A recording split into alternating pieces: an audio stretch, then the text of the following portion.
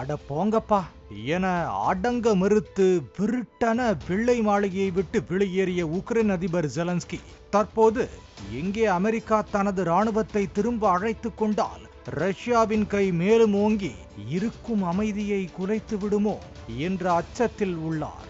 அதனால் தற்போது ஐயா ட்ரம்ப் ஐயா கொஞ்சம் டீல முடிச்சு கொடுங்க என கேட்டு அடிபணிந்திருக்கிறார்.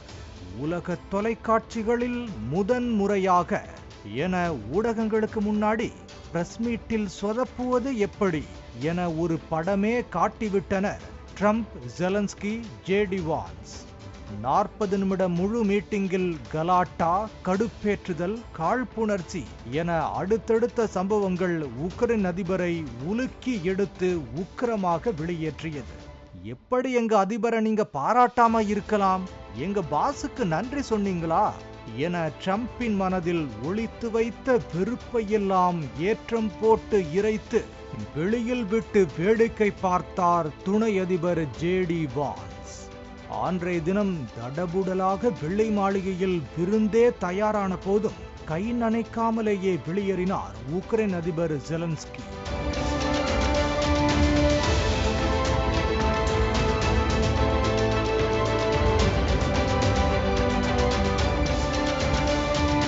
ஒருவேளை அமெரிக்க அதிபர் ட்ரம்பும் துணை அதிபர் ஜேடி வான்ஸும் வாய் திறந்து வெளிப்படையாக கேட்ட நன்றியும் பாராட்டையும் வாயளவிலாவது ஜெலன்ஸ்கி பேசியிருந்தால் அவர் எதிர்பார்த்த உக்ரைனுக்கான பாதுகாப்பு உத்தரவாதம் கிடைக்காவிட்டாலும் அந்த பேச்சுவார்த்தையாவது ஓரளவு சுமூகமா முடிந்திருக்கலாம். ஜெலன்ஸ்கியிடம் கோபம் இருந்தாலும் அமைதி வேணும்னா திரும்ப வாப்பா என வயதுக்குரிய பக்குவத்தோடு சொல்லி அனுப்பினார் ட்ரம்ப். ஆனால் அடங்க மறு, திமிரு எழு என்ற பாணியில் கிளம்பிய ஜெலன்ஸ்கி அதன் பின்பு தங்கள் நாட்டுக்கு திரும்பும் வழியில் தனது வேனிலேயே வைத்து அமெரிக்க மக்களுக்கு நன்றி கூறினார். ஆனால் அவருக்கு நன்றி பாராட்ட தெரியவில்லை என சொன்ன ட்ரம்போ அமைதிக்கான டீலில் கையெழுத்திடாமல் ஜெலன்ஸ்கியால் வெகு காலம் இருக்க முடியாது என்றும் கூறியிருந்தார். உக்ரைனுக்காக முன்வரிசையில் நின்று அமெரிக்க மக்களின் வரிப்பணத்தில் வாங்கிய ஆயுத தளவாடங்கள் கொண்டு அமெரிக்க வீரர்களும் தங்கள் உயிரை பணயம் வைத்து ரஷ்யாவை எதிர்த்து போரிட்டு வந்தனர்.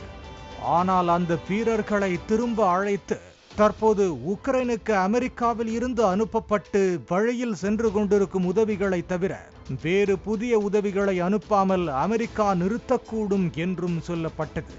உக்ரைனுக்கு உதவலாமா வேண்டாமா என்பது பற்றியே வெள்ளை மாளிகை தரப்பில் யோசித்து வருவதாக அங்கிருக்கும் அதிகாரி ஒருவர் AFP செய்தி நிறுவனத்துக்கு தனது அடையாளத்தை வெளிக்காட்டாமல் கூறியதாக சொல்லப்பட்டது. சரி, அப்படி உக்ரைனில் இருந்து அமெரிக்கா பின்வாங்கினால் என்னவாகும் என பார்க்கலாம். நாட்டோவில் அதிக பலம் கொண்ட அமெரிக்கா கூட்டு நாடுகளிடம் ஆலோசிக்காமல் தனது ராணுவ உதவியை பின்னெடுத்தால் அங்கு ஐரோப்பிய நாடுகளின் பலத்தை மட்டும் கொண்டு உக்ரைனால் ரஷ்யாவை முழு பலத்தோடு எதிர்கொள்வது சந்தேகமாகிவிடும். ரஷ்யா மேலும் அதிக மக்களை கொன்று மேலும் அதிக இடங்களை பிடிக்கக்கூடும். ஏனெனில் ஐரோப்பிய யூனியனின் படைபலத்தையும் அமெரிக்காவின் படைபலத்தையும் இந்த ஒப்பீட்டளவில் பார்த்தாலே நமக்கும் நிதர்சனம் என்ன என விளங்கிவிடும். அதன்படி ஆள்பலத்தில் ஐரோப்பா சற்று ஸ்ட்ராங்காக இருந்தாலும் தொழில்நுட்பம், அதிநவீன ஆயுதங்கள் ஆகியவற்றில் அதிக முதலீடு செய்யாது சற்றே பலவீனமாக இருப்பதும் உக்ரைனுக்கு கதிகலங்க செய்திருக்கலாம் என சொல்லப்படுகிறது. அமெரிக்கா இல்லை என்றால் பல்போன நிலையில் பரிதவிக்கும் உக்ரைன் போர் என கருத்து வெளியானது. எனவே இந்த அச்சம் உருவானதை அடுத்து எக்ஸ் தளத்தில் அடிபணிந்திருக்கிறார் உக்ரைன் அதிபர் ஜெலன்ஸ்கி. அதில் எங்களுக்கு முடிவில்லாத போர் வேண்டாம், அமைதியே வேண்டும்.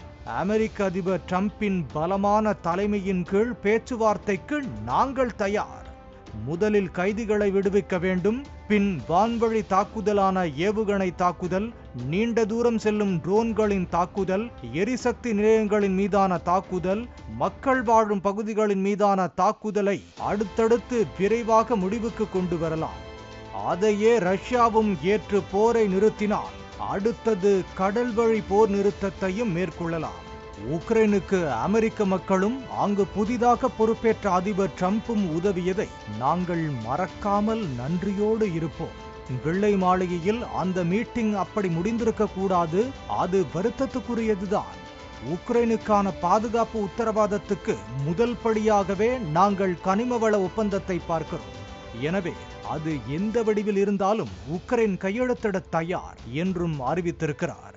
எந்தெந்த இடத்தில் போரை எப்படி நிறுத்தலாம் என இதுவரை போர் நிறுத்த ஒப்பந்தம் பற்றி இவ்வளவு தெளிவாக உக்ரைன் அதிபர் பேசியதில்லை. இது போர் சூரியனின் அஸ்தமனத்தை காட்டும் அறிகுறியாக உள்ளது. அமைதி வேண்டுமா, திரும்ப வா என அனுப்பிய டிரம்பும் ஜெலன்ஸ்கியின் வருத்தத்தை ஏற்றுக்கொண்டால் உக்ரைனிலும் ரஷ்யாவிலும் இனி வெடிகுண்டுகளுக்கு பதில் வெண்புறாக்கள் சிறகடிக்க வாய்ப்புள்ளது.